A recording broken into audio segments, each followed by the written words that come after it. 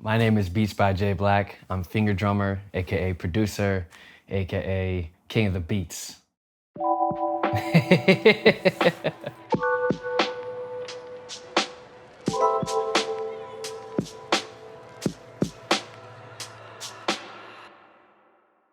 When I first started creating music, I didn't have a studio. It was more just having whatever piece of equipment I had.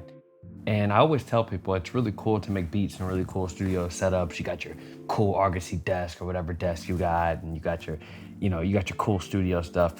But I feel like sometimes I'll get trapped in making the same type of beats.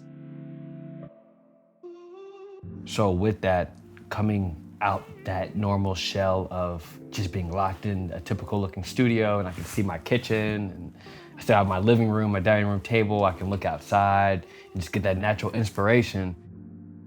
That was one of the main ideas where I was like, okay, I need to take all my main important stuff that I care about and just kind of put it in a corner. Nothing too fancy. It looks really nice, but it's not really too fancy. It's just all my equipment just basically in a corner of my living room.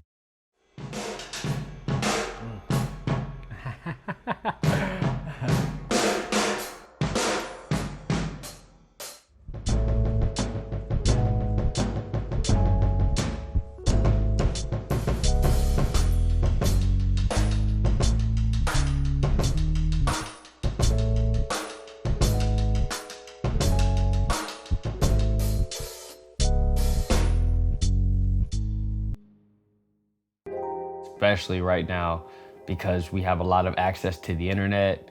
Everybody's on, and you probably see it on YouTube where people would say 10 things not to do on your studio, or you're setting your studio up all wrong, and what that does is it automatically puts you like in this box, like, okay, well, I can't do this because Jeremy from YouTube said I can't do this, and I talked to one of these engineers and they said I shouldn't do this, and it limits you on that. I just say, create. If you're mixed clips, if it doesn't sound too good, but as long as you capture the main feeling, wherever it is, if it's in a porta potty, if it has inspo.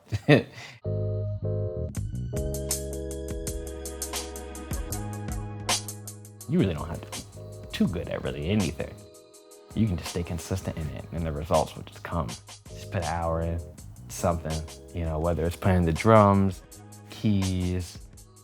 I'm decent at all of these. I'm not the best at them, but it just gives me that, all right, I got something to practice at, So it just always makes me a student.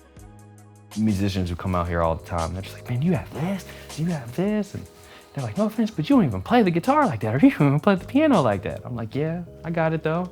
But I would love to match that energy. Like, I got this crazy Prophet here. I would love to play it like how the Prophet needs to be played. Don't catch that on camera.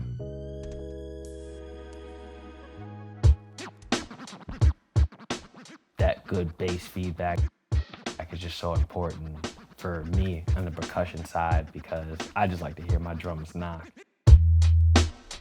When it comes to percussion, the biggest thing is you want to know how to separate those kicks and those 808s.